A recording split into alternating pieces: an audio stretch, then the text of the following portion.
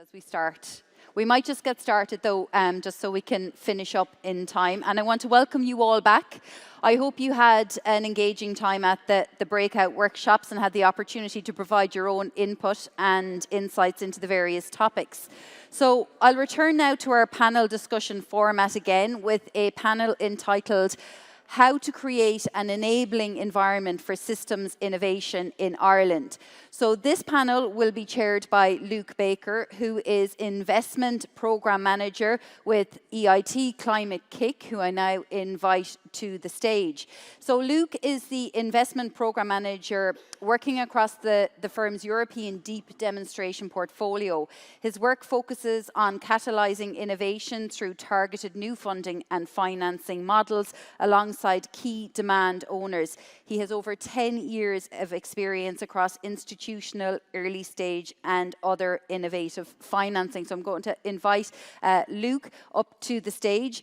And this panel will look at the enabling conditions necessary to unlock transformation across the board, from finance and sustainable business models to new skills and rethinking education to radical collaboration among stakeholders. So I'm also going to invite the panellists to join us on stage, which includes Catriona Power, Cluster Manager, Circular Bioeconomy Cluster Southwest and Munster Technological University, and Susie Crawford, Head of Sustainability and Business Banking with Bank of Ireland, along with Patrick Barrett, Agricultural Inspector with the Department of Agriculture, Food and the Marine, who's also going to rejoin us. You met him earlier in an earlier panel discussion, and I will let Luke take over now. Thank you very much. So I was considering how I might tee up this conversation, and it wasn't particularly obvious to me, but what happens sometimes in Climate-KIC when you're in need, someone comes up with a great idea. This has nothing to do with me. And I was thinking, how do I frame this conversation? And I was sent this. And this is a simple diagram that looks at systems change. And it looks at not just what do you need to make system change happen. So you need vision, you need skills, you need incentives, resources, action plan. But I think the important thing here is what happens if you don't have all those things. It creates some anxiety, it creates some issues along the way. What we're saying is this is hard, this is really hard, and bringing all these things together is not easy. So this panel is going to investigate a little bit about this. We've got some people in the field who are working on trying to make systems change happen in their organizations with the resources they have available to them. So I'm going to ask my first question, which is I'm going to ask you to outline some of the activities that your organization is working on and how you approach this challenge of creating a sustainable food system. And we're going to start at a policy level with Patrick. Okay, well, hello everyone again, and it's nice to rejoin the panel.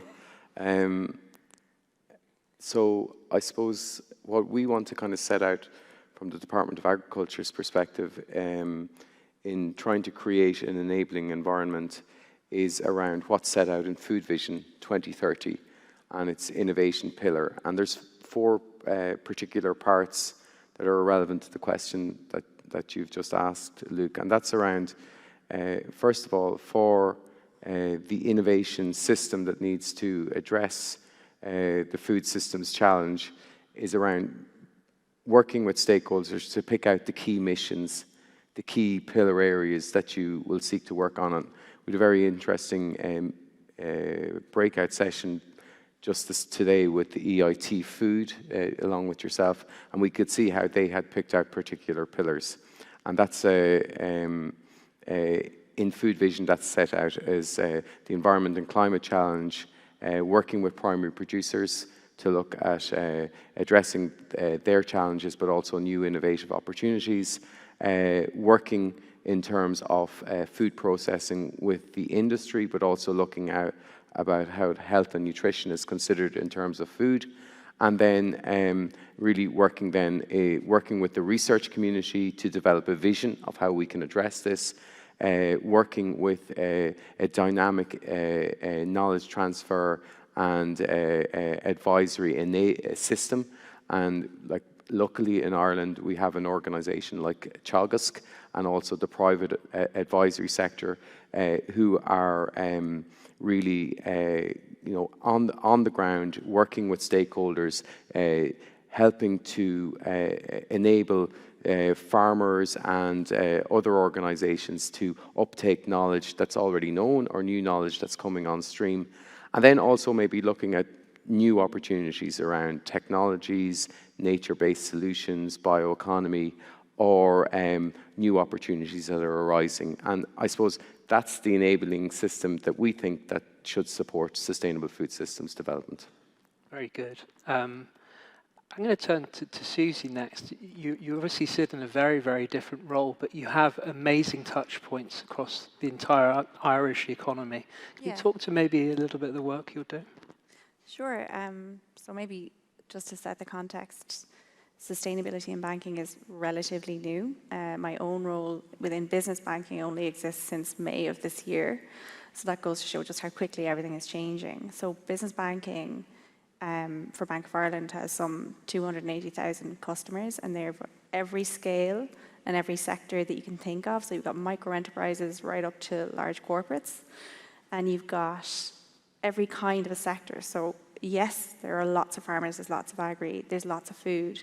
Then there's overlaps there with manufacturing, there's kind of downstream from that, hospitality and even healthcare settings, nursing homes, hospitals. There's all sorts of ways in which what's produced in those sectors is kind of consumed then elsewhere. And they're all starting to make changes around sustainability. So to answer the question, maybe what we've noticed is, so the research that we've done has shown that there's a lot of, and it really goes to your first slide, which I hadn't seen before, but a real skills gap, a real knowledge gap, and it's creating things like anxiety, that customers are really, really concerned because they keep hearing about sustainability and they keep hearing about ESG, but they don't really know what it is and they don't really know what to do. The first enabling action will be a big increase in events and webinars. So these would have existed in any case. So lots of sector experts, so say the head of hospitality would have held a big event. Historically, it's all about sustainable cash flows. It's about how do you keep the business going, but now it's about, okay, how do you do that sustainably? And how do you make your business sustainable in the other sense of the word? And that's already starting to change. And the conversation that we had earlier in one of the workshops, a couple of things are relevant. Number one, there was somebody saying, we need to roll out more education. Like, we can't just turn up as a farmer and know what we need to do and understand all this language. That's something we're hearing again and again and again. So that's our main thing that we're trying to do. Secondly, we have a big branch network, lots of relationship managers. So we want to get out and have more one-to-one conversations. So you kind of attend a webinar, an event, you get a bit of an idea, but reach out then to your individual who you know locally and ask for more information, and that'll become more kind of readily available. And then the third enabling factor, which is probably the most obvious, is finance, naturally. Finance that would incentivize green activities. So to go back to one of the other things in the workshops, like why would a bank do this? It's in a bank's interest. Why does a bank think a greener farmer, for want of a better description, is a lower risk? Ultimately, who's the bank selling to? Long way up the chain potentially, but ultimately to probably a global corporate who's buying the milk through various routes or buying the yogurt or the beef or whatever it is. That global corporate has to report under CSRD or equivalent. They have to state their emissions and various other impacts. And there will come a point shortly where any SME or farmer or whoever it is, you won't be within those supply chains. It won't be allowable. So from our point of view, I feel like I'm going on a bit too long, but from our point of view, it's really, really important that our customers get on the journey. They know the upcoming risks, they know they need to change, and that we have a duty of care really to support them in that. It's a really important voice that we haven't heard before, definitely, I think, within this context. I'm drawn to the fact that you go across value chains, and we know that we need to coordinate across these value chains. Super, super important. And the fact that you have these touch points. I can see it. It's a really you sit in a really unique position, I would say, and yeah, we've got a lot of regulation coming through as well. I'm very aware, which is going to make that more and more evident. I want to turn now to you, Catriona. You're in a really, really unique position. I don't know very many people in your role. Can you tell us a little bit about what you're up to? Sure. Thank you, Luke, and thanks for having me up here today. I really appreciate it. It's been a great conference so far.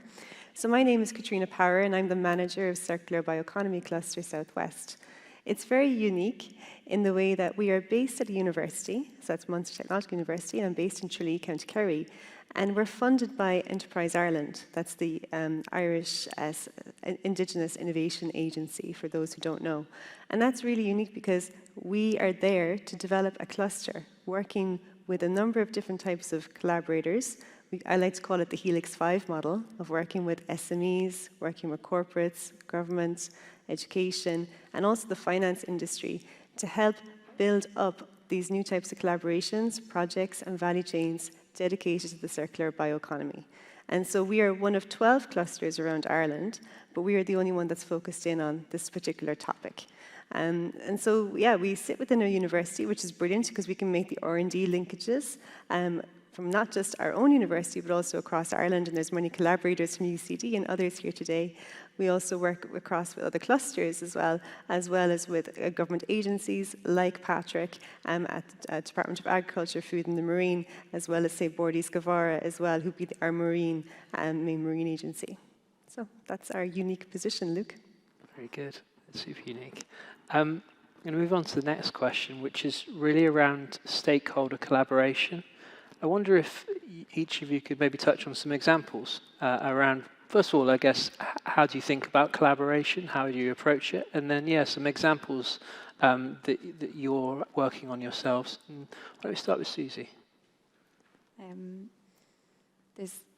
I guess it goes to the point that you made a little bit about the scale and the reach, and the fact that we have within our customer base the smaller SMEs that feed into the larger corporates. So you can see that chain end to end, and you can see, you know, for the large corporates, they're worried about their scope 3 and the relationship there.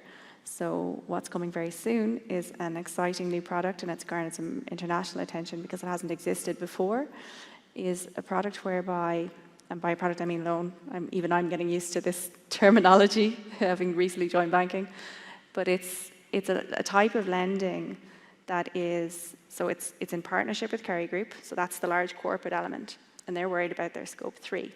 So they work with Teagasc to identify a number of actions that farmers can take. If the farmer can take them, and it's verified through Teagasc, then a lower rate will be available to that farmer from a bank. It pains to say, from the point of view of conduct and risk, not advertising or giving financial advice in any way, shape or form. But the idea is effectively that it incentivizes change. And the more of the actions from the list that a farmer takes, the greater reduction in the rate that will be available. It just makes sense. It makes sense from the point of view of the bank, reputationally, in terms of calculating the bank's risk. It makes sense from the corporate. Similarly, it's reputational. It's reporting to their investors what their progress is. And obviously, it makes sense from the individual farmer level because you know you're going to need to make these changes no matter who you're selling to, be it because of national targets or for personal moral reasons, I think, in a lot of cases. Whatever it is, and why not do it with the incentive of a lower rate? So I think that collaboration, that being able to see the full value chain in one place is really valuable. Very good. The more we can see of those, the better. Patrick? Well, if I think about an enabling environment for systems innovation and examples of collaboration, an important example would have been, for example, the way a consultative group came together to develop Food Vision 2030 and was led by Tom Arnold, so an independent expert on food systems globally, led Irish stakeholders through a process to develop the strategic outlook. And that set a vision for the Irish agri-food sector for the next 10 years. And that's a very important step. That sets your direction there's other steps that are needed then. For example, in developing the bioeconomy, we would have a coordination group that works across 11 government departments and 8 agencies. So that's really trying to create a coherence amongst activities so that, for example, if we're speaking about developing bioeconomy, the Department of Enterprise funds cluster development. It's not the Department of Agriculture, even though they pick up on the topic area. And there's loads of examples like that where, for example, the Irish Cooperative Organisation could be funded through SkillNet Ireland, which is under another department for further and higher education, research, innovation and skills. They fund that activity, but it all adds up together. So that's sort of a coordinated approach and really thinking through policy development. Another one is where you have stakeholder engagement. So we had an example of running a bioeconomy forum with 35 people who are working in the bioeconomy, but then supported by 17 experts who are involved in research or in specific project areas. And all that adds up to really having a very structured approach of how to get started in terms of moving say, for example, the agri-food sector to one that builds in an outlook on a sustainable and circular bioeconomy. So that's a very structured sort of way that you go about it. And that they are all collaborative efforts and people talking to each other and moving in a direction. And that's absolutely vital. Can be difficult to achieve and can be difficult to, I suppose, eke time out from people's jobs that they're very busy doing, and you're adding another task in there. But hopefully, because people see the importance of undertaking these significant ideas of addressing sustainability, they're willing to give the time over. So it works, but with a lot of work. It sounds like you've got a lot of collaboration to do challenges, not just externally, but internally as well. That's a lot of departments. That's true. It's yes, because sometimes the task is not just working between ministries, it's also working within a ministry or a department. Like there's as much work there. But I mean, there's a lot of collegiality in doing this as well, and I think that's very useful. Catriona, this is your whole role. I mean, you must have some insights that you can pass over. Yes, there's a lot. Collaboration is the name of the game, really. So I guess I can start with when we started the cluster about 2.5 years ago. We knew that you can't just develop a mission and a vision and a whole strategy without input. It can't just be from EI or just MTU. We have to go out and talk to industry. So we co-created our strategy with industry, and that means we co-created what the programs are and what to meet their needs when they're trying to either develop, say, a circular bio-based product, or maybe perhaps they're looking to become sustainable, or they're looking to attract either private or public finance. There are three key areas that we are working with companies on. And so we developed that strategy with them, and so now we deliver programs for them. But the programs we deliver, we don't do it in isolation, we work with others. So for example, on the finance piece, we'd work with our friends at the Irish Bioeconomy Foundation and the Bioeconomy Ventures Project. Hi, Kevin. And that's really exciting because now we have 12 startups who are going to be pitching next week to investors. These startups cross circular bioeconomy and agriculture, and we're helping them to get to market faster. We're accelerating that process, and we're doing that in partnership with others. On the education piece, we're based at a university, so naturally we do fall into that education kind of role. But what we do is, say we work with 50-member companies. I should have mentioned that earlier. And what we do every summer, there is a postgraduate diploma in bioeconomy with business. It's actually run in conjunction with UCD and TAGISC as well. And we place those students on their work-based learning placement with our industry partners from the cluster. And they get to work on a bioeconomy improvement opportunity. Well, what's the benefit and what's the impact here? Well, the impact here is that the students learn about what a bioeconomy job is, because let's face it, it's hard to define it. But also the company maybe identifies an idea they might want to work on going forward. And we've actually had a number of ideas come out of that actually have been validated and gone through for further research, for example. So that's a really nice collaboration with, on the education piece. In terms of, I guess, cluster-to-cluster collaboration, we would work with our colleagues all around Ireland, but also across Europe as well. So, for example, we've worked with Italian clusters, we've worked with New Zealand clusters, the Scottish cluster, and I'm saying the word cluster a lot. And what it fundamentally means is, just to make it clear, I suppose, is that we're trying to increase the competitiveness of companies by working together, fundamentally. And we work with other clusters around Europe and also internationally, such as New Zealand and Canada, to be able to help with missions across the world, to help them, collaborate, meet customers, meet new collaborators and SMEs and research institutions and things like that. So that's a bit of a snapshot, I guess. Many more examples. Another recent example I want to talk about is we hosted a sustainability demystifying sustainability event for our members, where we had people come in to talk about certifications, talk about carbon footprinting, what that means for your organization, but also to talk about certifications like B Corp. And so we had a nice peer-to-peer networking event where companies who had, say, for example, got B Corp certification, which is quite a high standard, were able to share with them, well, what the benefits of that were. Whether that's, I've attracted investment based on the fact that I can prove points now in the market that I am a sustainable company, or I've been able to retain employees. And retention is actually one of the biggest things, I guess, one of the largest issues we have in companies in Ireland, because it just is at the moment. And so, but becoming a sustainable company is a good thing. And I suppose the companies who are part of this cluster, fundamentally, that's why they're coming to us for these programs and to access these programs and services, because they're trying to be a better company, and they want to retain staff, they want to attract investment, and they want to grow and become sustainable. Very good.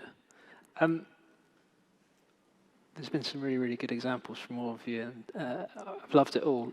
I guess the next thing I'd like you to reflect on is, where are things maybe could we improve? Where in Ireland, where do you want to take it in terms of next steps? Maybe start with Susie again. Okay. You're obviously early in the role, so as well. And there seems like there is a transition going on there within the bank. Yeah. I guess personally, there's a lot of education and engagement that needs to happen internally, so that we'll be kind of one voice, and it'll be a much more anyone who is on the front lines and is talking to customers is much more fluency around sustainability. Secondly, products like the recent one that I just described, that's kind of it's not that it's a pilot, but it's the first of its kind. But you can quite easily see how it might be developed for lots of different sectors and used in lots of different ways. So there's a lot in the kind of world of product development. Now, obviously banks are heavily regulated and these things take time, but the fact that there is one, and hopefully it will work and it will drive the kind of change that is a strategic priority for the bank, then that's our next kind of step. And then internally, as everyone probably knows, huge job of work to be done to report accurately. So any PLC is coming under increasing pressure to be able to say what your footprint is, but it has to meet certain standards, and there's different rules depending on the sector that you're in, and for banking it's particularly challenging. So there's a lot there for us to get done. Those are the most important ones for me, and because my background isn't banking, I always try to put myself in the shoes of the customer, which I was very recently, and think about, okay, what incentives do our customer need? What supports would our customer need? And that's where the product space and responding to what customers actually need and finding ways to incentivize better practices and changes in behavior and all that we need. So it's a gargantuan challenge to make the change. But because of the scale of what we're doing and the reach of the sectors, it's not just this challenge, it's a responsibility. Like there's a moral responsibility and there's a duty of care there. Like these things must happen. We can't stop. That's what I have to say. Sounds like you're going to have a big team. Good to hear. Patrick, Catriona, is there anything you'd like to reflect maybe? Yeah, well, maybe I'd just come back in there and say, if you think about the food system and who's involved, obviously people eat food. So it's a public thing. We need healthy and nutritious food. And who produces our food? So they're, the farmers on the ground, they're sole traders, private enterprises. There's agri-food processing industries, they're private sector. So there's this public-private element to food, and there's obviously big public investment through the Common Agricultural Policy to support the direction of the food system. So partnership amongst all these groupings is a really important element. And we see some very good examples. So, for example, you see the development by Teagasc their climate strategy. A key element of that is the Signpost Farm Programme, the demonstration on the ground to show farmers practical examples of how they can lower their emissions. It's really important to be able to see these activities. In the bioeconomy, we have a bioeconomy research centre. We have groups like in Munster Technological University that work very closely with the private sector. So you're really helping them move science, technology, and innovation into use in industrial settings. So helping the farmer develop, helping industry develop means that they're moving the products and processes and activities to the point where you're producing a food that's sustainable and can be called so because we have the science and technology to back it and the evidence to show that. That's really important. And the other area, I suppose, is, and it's important for Ireland is a relatively small country. And we're in a lucky position that I suppose the economy is doing well. But for a country of our size, it's important to collaborate. So being able to leverage in all the knowledge and information that's in other countries. So the opportunities to work with people across the world, it could be working with people in New Zealand, it could be working with our European member state partners like our Slovenian colleagues or Spanish colleagues. That's really, really important because this whole transition around food to a fully sustainable food system, it's about speed now. And so we need to leverage every opportunity to be as quick about this as we can. That's the name of the game. Do you see that as, are you reflecting on that more in terms of technology innovation? Do you also see a space where we are at the mercy of a global market? And so working together is more than just kind of how do we excel innovation? How do you think about that when you are? Yeah, of course, technology and innovation around practices is a very important part of that, but it's also organizational innovation. So, how departments or ministries work together, how you engage with stakeholders, how you work with stakeholders that in public-private partnerships, they do things quicker than if they were on their own. You have the types of innovation opportunities that you offer. It could be through a cluster, could be through competitions, it could be through financial products that incentivize developments. All these things need to move in tandem now. And that's what I think what we mean by systems innovation. It's not just thinking about individual areas and letting them operate really well. It's really them operating together and moving together as much as they can. And that really, the more people speak together, the more that will happen. Very good. I was thinking about 3 different conversations I had, one around cooperatives, one around taxation, and one around financing around banks. And it all actually coalesced around the same subject, but it was framed very differently. And bringing these things together and having those conversations is why we're all here. Catriona, anything that you'd like to reflect on the kind of where you're taking this cluster model and what you would like to improve? Yeah, so as I mentioned earlier, the cluster model is quite new for Ireland, and actually the Department of Enterprise, Trade and Employment is developing their cluster policy, and they have a whole unit dedicated to it, so it's quite new. So that's really exciting. They're looking to catch up with their European counterparts, I guess, in this area. So I see clustering as it's going to be in our future in Ireland, and we're going to continue to work and to continue to expand our cluster. We have really exciting projects coming up, doing north-south type of projects as well with Intertrade Ireland around, accelerating the bioeconomy development, but also, I guess, with European partners and international partners as well. So we have lots of things coming up. In terms of where I see, I sometimes think, we talk a lot around, I guess, for bioeconomy, we need to know about our feedstocks, we need to know what's there and everything like that, and that's brilliant. I think we have a really good baseline. We're starting to get a really good baseline knowledge now of the type of feedstocks that we have in Ireland, and that's actually especially through a project called Inform Bio, and it's actually MTU and DAFM and CSO are all collaborators in that. But sometimes I think we have to go to the market too, and we have to talk to the customers about what they want. What type of bio-based products are they looking for? Like what fossil products are they looking to replace in their own sort of supply chain? So that's more the type of work we're going to be doing now, is going out and talking to customers and creating that market pull, because we need to do a little bit of acceleration, to be honest. Bottom up is brilliant, but we need a bit of pull too. Absolutely. Absolutely.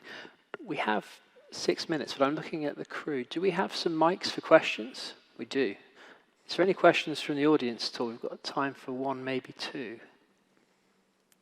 We're in between the drinks. So. Yeah, that might be it. That might be it. And if not, I have a question for Catriona. So. One here. Okay.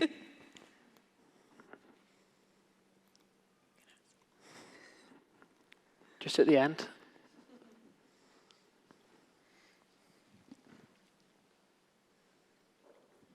Yeah, just go back to Patrick, a comment you made about collaboration, and you're asking busy people to give up some time to be part of a collaborative initiative.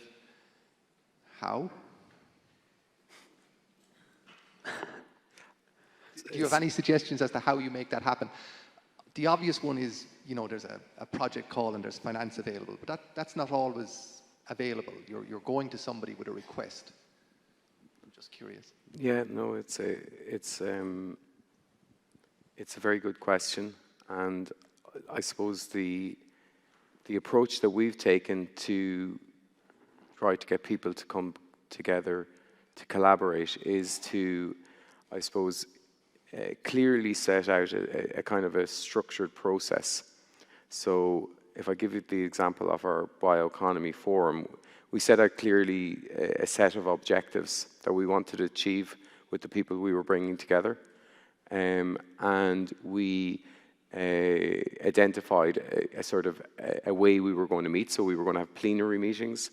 We were going to have bilateral meetings with the individual people that we invited onto the group. We were going to undertake site visits, so bringing them to places where they could view things that it would be quite difficult for them maybe to organise on their own, and also offering them the opportunity where maybe something was only over a day and a night, say. They had this opportunity kind of, I always wanted to talk to that person, and now I have the opportunity over a dinner, and it's a bit of a different setting, so maybe, we might get the chance to kind of speak about what I want to talk about, maybe even end up in a collaboration. So sometimes what we thought was, if you structure it, then people are willing to give and offer up their time. So I'm not saying it'll work in every circumstance, but this is just one example that we found was useful. And if I could add to that, actually, from my own experience in private industry, it was sometimes events like you're describing where people come together in a more informal setting and realize we have a shared objective. And from there, you can kind of build something structured, like it can go in both directions. Yeah. If you have a group of people who think, okay, we all want to get this done, how do we do it? Maybe without ruffling feathers, and often there are political, kind of activities at play. But if you bring people together kind of quietly, and then, then together set out what your objectives are and build the structure from there. But at least you know that you're starting from a point where you have a group of sort of allies in achieving your objective. I found that to be particularly effective in any case. And that's what we thought we were offering, because we didn't, from the start, kind of say, this is exactly what we're going to do. What we had was this period where we asked people, well, what do you want to do in this group? And we built in clearly what they said. We also offered the opportunity that, what they said and what was going to be their results was going to go to a policy group, which would ultimately go to the minister. So people were interested in that line of communication, that it was clearly going someplace. And when we reform this group, we will go back and say, well, this is where we've got with what you asked us to do. We may not have got everything done, but we will in time. But these are the things we have achieved. So I think if you show that type of process, the success, the opportunities, then people are willing to think about it, at least offer some time up and give it a chance. Yeah. And as well, I guess, a lot of the stakeholders involved in the bioeconomy, they are experiencing the need to change.